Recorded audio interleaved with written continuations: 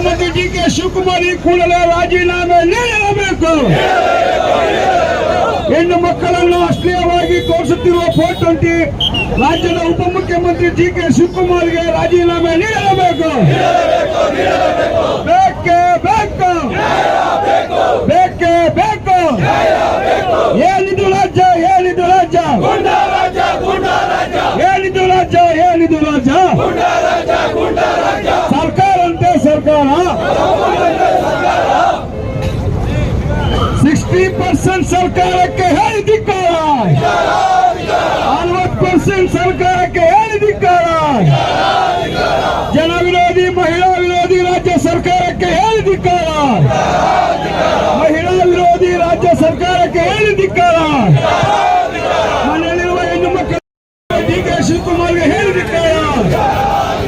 ಪೆಂಡ್ರಾ company open ಮಾಡಿರುವ ಉಪಮುಖ್ಯಮಂತ್ರಿ ಡಿ.ಕೆ. ಶಿವಕುಮಾರ್ಗೆ ಹೇಳಿದಿಕ್ಕಾರ. ಬೇಕೇ ಬೇಕು, ಬೇಕೇ ಬೇಕು. ಏನಿದು ರಾಜ್ಯ, ಏನಿದು ರಾಜ್ಯ, ಏನಿದು ರಾಜ್ಯ, ಏನಿದು ರಾಜ್ಯ.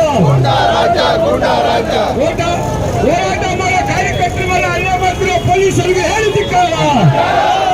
ಹೋರಾಟಗಾರರ ಮೇಲೆ ಹಲ್ಲೆ ಮಾಡ್ತಿರೋ ಪೊಲೀಸರಿಗೆ ಹೇಳಿದಿಕ್ಕಾರ. ಪೊಲೀಸರು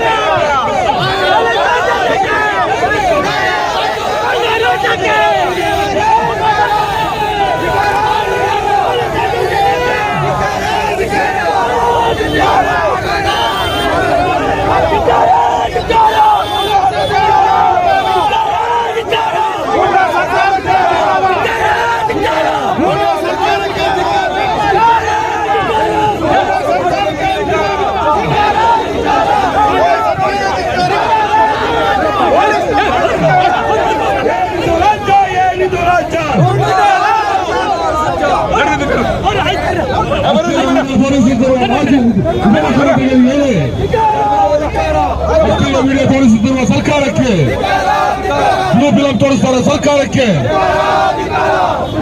ಈಗಾಗಲೇ ಕೂಡಲೇ ರಾಜೀನಾಮೆ ಕೊಡಬೇಕು, ಕೊಡಬೇಕು, ಕೊಡಬೇಕು.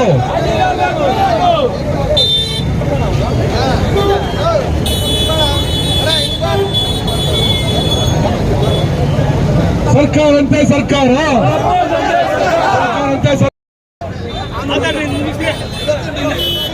ತೋರಿಸ್ತಾ ಇರ್ತಕ್ಕಂಥ ರಾಜ್ಯ ಸರ್ಕಾರಕ್ಕೆ ಹೇಳಿ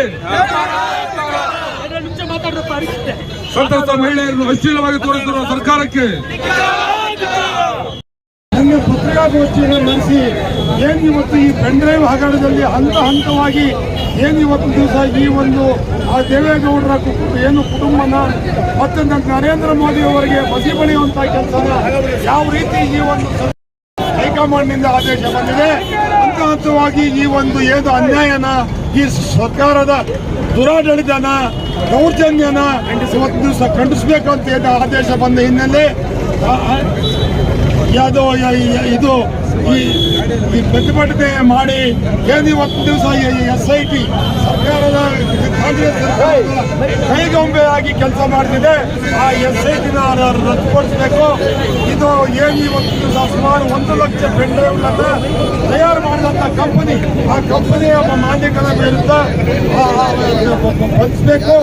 ಸಮಗ್ರ ವಿಚಾರಣೆ ಆಗಬೇಕಂತಂದ್ರೆ ಈ ಒಂದು ಪೆಂಡ್ರೈವ್ ಹಗರಣನ CBIಗೆ ಒಪ್ಪಿಸಬೇಕು.